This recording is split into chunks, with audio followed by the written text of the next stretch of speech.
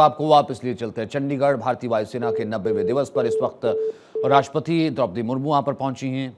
राजनाथ सिंह मौजूद हैं, रक्षा मंत्री।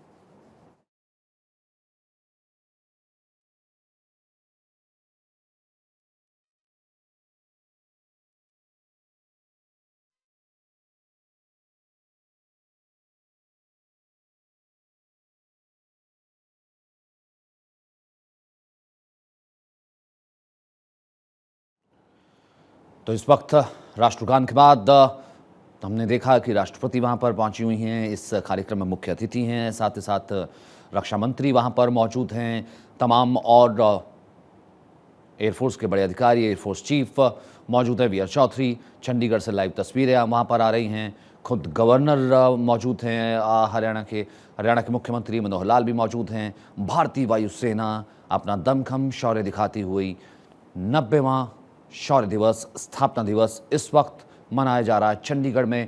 और सुखना पे ये फ्लाई पास्ट चल रहा है। अब फ्लाई पास्ट की निगरानी करेंगे खुद ये जो तमाम वीवीआईपीज हैं, ये जो तमाम गेस्ट हैं, वो यहाँ पर मौजूद हैं। तो ये गर्जना सुनने की हम कोशिश करते हैं इस वक्त इन आवाज़ों की। भारतीय वायुसेना नवीनतम हथियारों, लड़ाकू विमानों से दक्ष है। चलिए वापस लौटेंगे इस फ्लाई पास्ट में, क्योंकि राजनाथ सिंह वहां पर मौजूद हैं, तमाम और लोग मौजूद हैं। इस वक्त हम ये तस्वीरें जो हैं वो लाइव देख रहे हैं। आलोक जी लगातार पूर्व विंग कमांडर हमारे साथ बने हुए हैं। आलोक सर, कितना बड़ा मौका है ये आज आपने, क्योंकि मैंने पहले भी आपसे इसी चीज़ का जिक्र किया कि आपने एक बहुत लंबे सफ़र को देखा है यहाँ तक पहुँचते हुए वायुसेना को।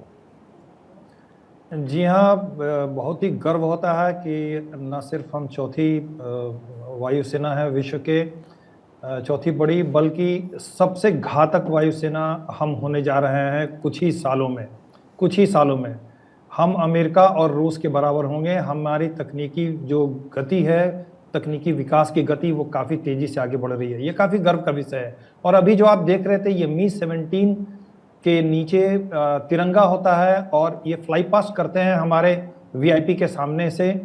एक तरह का ये सैल्यूट होता है, एयर सैल्यूट है, और इसका टाइम बिल्कुल ही सिंक्रोनाइज्ड होता है। जिस समय परेड कमांडर बोलता है, सलामी का आदेश देता है, 1 2 3 जैसे ही हाथ सैल्यूट के लिए आंख के पास आता है, उसी समय उसी क्षण ये मी-17 सामने से गुजर रहे होते हैं।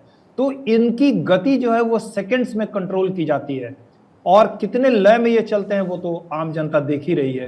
तो कहने का मतलब है कि जो ये ऊपर से फ्लाई पास्ट हो रहा है तिरंगे का, इसमें जनता को ये समझना होगा कि एक इसमें बहुत बड़ी बात ये होती है कि ठीक सैल्यूट के जो 3 कॉल होते हैं, 1 2 3, जैसे ही हाथ ऊपर जाएगा सैल्यूट के, ठीक उसी समय ये मी-17 सामने से गुजर रहा होता है अपना सैल्यूट लेकर। जी हाँ, और ये मी-17 जो है वो हमारा मालवाहक जहाज रहा है। इसका हमने बहुत इस्तेमाल किया है विभिन्न युद्धों में, विभिन्न नेचुरल डिसास्टर्स जो हमारे होते हैं उसमें भी इसका बहुत बड़ा रोल होता है, रेस्क्यू मिशंस में इसका बहुत बड़ा रोल होता है। लेकिन मी-17 की कुछ कमियां थीं जिसके कारण जैसे हम हाई ऑल्टीट्यूड में इसका सफल तरीके से इसका उपयोग नहीं कर पाते थे, जिस तरह का उपयोग हम करना चाहते थे। और इसी के लिए अब हमने नए हेलीकॉप्टर को विकसित किया है। नए हेलीकॉप्टर को पहले खरीदा और अभी एक नया हेलीकॉप्टर हमने विकसित किया है, ALH प्रचंड, जो कि विश्व में अपने आप में एक अद्भुत हेलीकॉप्टर है। आज भी इस परेड में 3 प्रचंड हेलीकॉप्टर का प्रदर्शन किया जाएगा, वो फ्लाई पास्ट करेंगे। ये अद्भुत इस सेंस में है कि 5000 मीटर की ऊंचाई पर लैंडिंग और टेक ऑफ के लिए ये विश्व में एकमात्र हेलीकॉप्टर है। इस ऊंचाई पर दूसरा कोई हेलीकॉप्टर एक बार इसकी गर्जना सुनने की कोशिश करते हैं sir.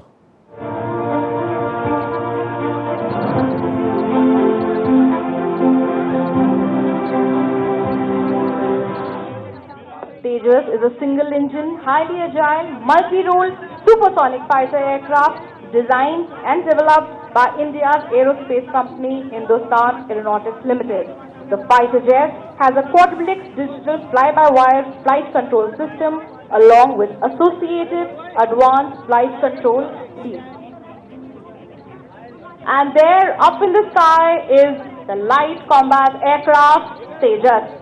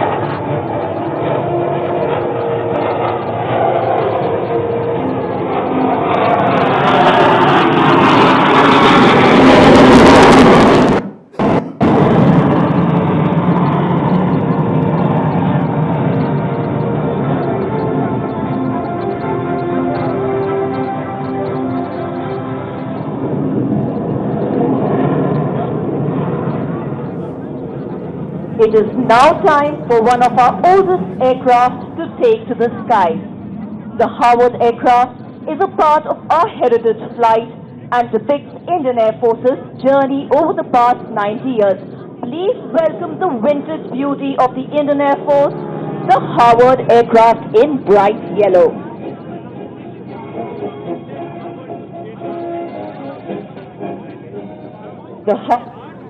The Howard you see today is being flown by Wing Commander Amit Hopankar and Wing Commander Anand Kumar Singh. They both are qualified flying instructors in the Indian Air Force. The aircraft, painted in bright yellow, signifies its training role.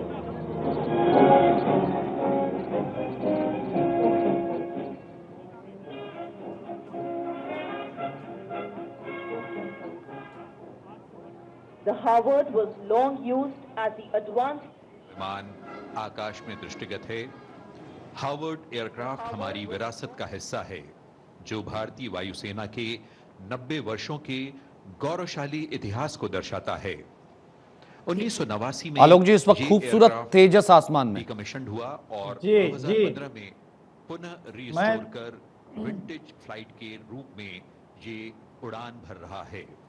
The aircraft flown today by Wing Commander Amit Hopankar and Wing Commander ji, Alok Anand ji, Kumar बोलिए। Singh.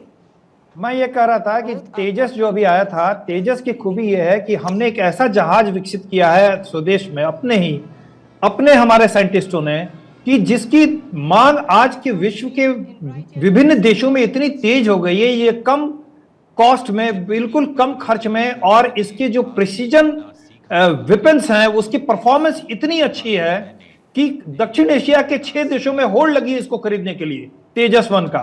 और यही नहीं, हम तो अब तेजस 2 भी develop कर रहे हैं, जो और इससे भी और अच्छा होगा।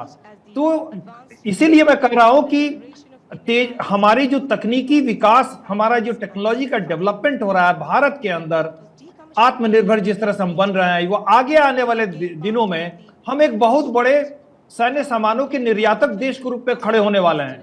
तेजस हमें बहुत बड़ा एक पंच देगा, बहुत बड़ा, इससे हमारी आमदनी होगी, जिसकी आमदनी को हम अपने दूसरे क्षेत्रों में दूसरे सैन्य सामानों को खरीदने में लगा सकते हैं। तो तेजस अपने आप में एक यूनिक अचीवमेंट है हमारे साइंटिस्टों का, और उसका फल भारतीय वायुसेना आज उठा रही है। और ये जो अभी आप देख रहे हैं पर्दे पर, टीवी स्क्रीन पर, हार्वर्ड जहाज एक विंटेज एयरक्राफ्ट है जो पुराने समय में इस्तेमाल किया जाता था। देखने की बात यह है कि इस जहाज को अभी तक कोई सर्विसेबल जहाज था नहीं, इसको सर्विसेबल किया गया है, और करके हमने इसको उड़ा करके इसको प्रदर्शित किया है। हम अपनी प्राचीन गरिमा को भूले नहीं हैं, हम अपनी संस्कृति और जो अपना अतीत रहा है, उस अतीत को भी हम भूलते नहीं हैं, उसको साथ लेकर उसको उचित सम्मान देते हैं। इस हार्वर्ड विमान का जो आज प्रदर्शन किया गया है, ये यही दर्शाता है। और हार्वर्ड उस वक्त सर इसकी खूबी क्या होती थी, क्या खासियत होती थी उस वक्त, इसका क्या इतिहास था? ये भी इंटरेस्टिंग होगा, तो बहुत ही खूबसूरत लग रहा है। जी, उस समय क्या था कि गन्स इसमें माउंट किए जाते थे। उस समय की तकनीकी इतनी ज्यादा विकसित नहीं होती थी, और बॉम्ब को जैसे ट्रांसपोर्ट एयरक्राफ्ट में एक पेलोड के जैसा ले जाते थे, और बाहर में एक गन्स होती थी, उस गन से हम अटैक करते थे, एरियल कॉम्बैट करते थे। और बॉम्ब जो है बेसिकली स्ट्रैफिंग मिशन में इस्तेमाल होता था, कि जैसे हम जा रहे हैं और बॉम्ब को एक साथ 8-10 बॉम्ब को हमने 2-4 बॉम्ब को गिरा दिया, तो उसमें वो प्रिसीजन बॉम्बिंग नहीं हो पाती है। पिन पॉइंट एकदम एक्यूरेट जगह पे आप बम को नहीं गिरा सकते थे।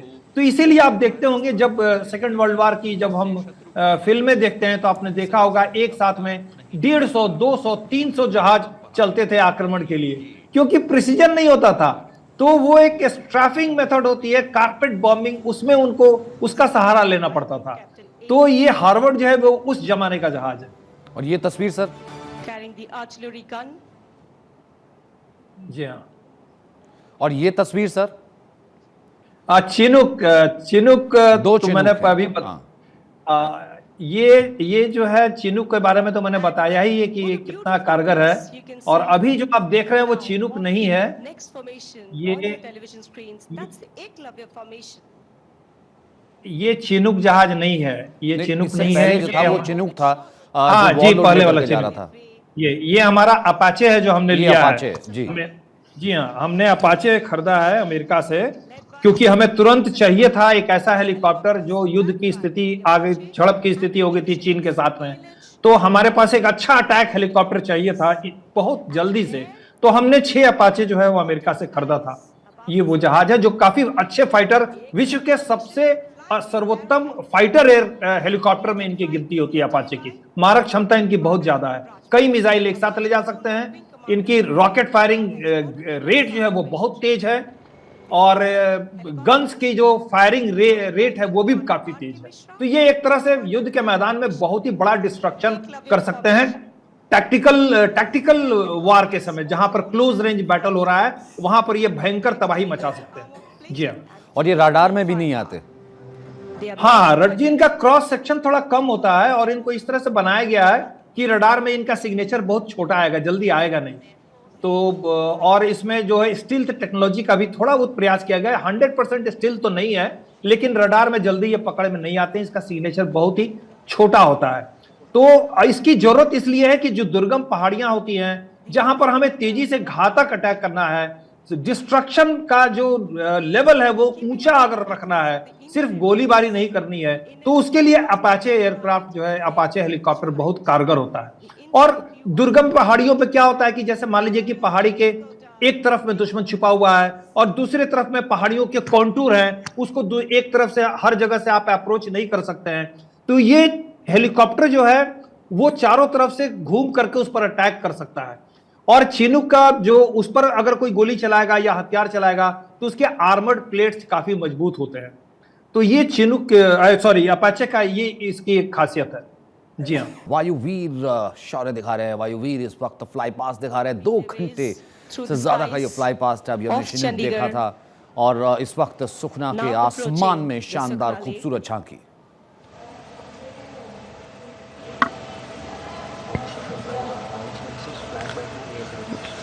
The big boy formation comprising one mighty IL-76 along with 2 AN-32 transport aircraft.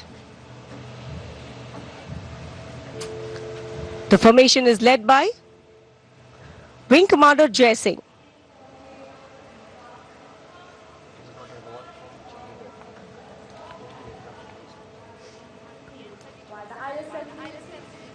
The people of Chandigarh would be mighty thrilled to know that both these aircraft in the formation are based at this very city of Chandigarh.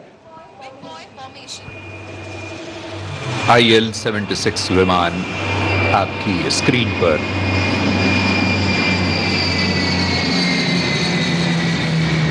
The big boy formation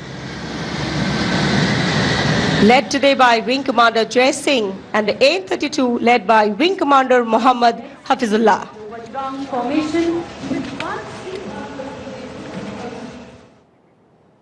वहीं भारतीय वायुसेना ने सैनिकों के लिए आज नई uniform का भी ऐलान किया है। चंडीगढ़ एयरबेस में चल रहे भारतीय वायुसेना के 90वें स्थापना दिवस समारोह पर नई यूनिफॉर्म को लॉन्च किया गया। द्योतक वर्दी कैमोफ्लेज रंगों में तैयार की गई है। आपको बताते हैं इस नई यूनिफॉर्म की क्या क्या खासियत है।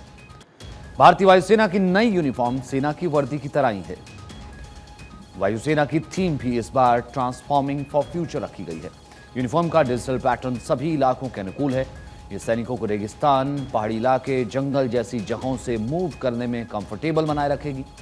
इस यूनिफॉर्म को एयरफोर्स की स्टैंडिंग ड्रेस कमेटी और national institute of fashion technology ने डिजाइन किया है।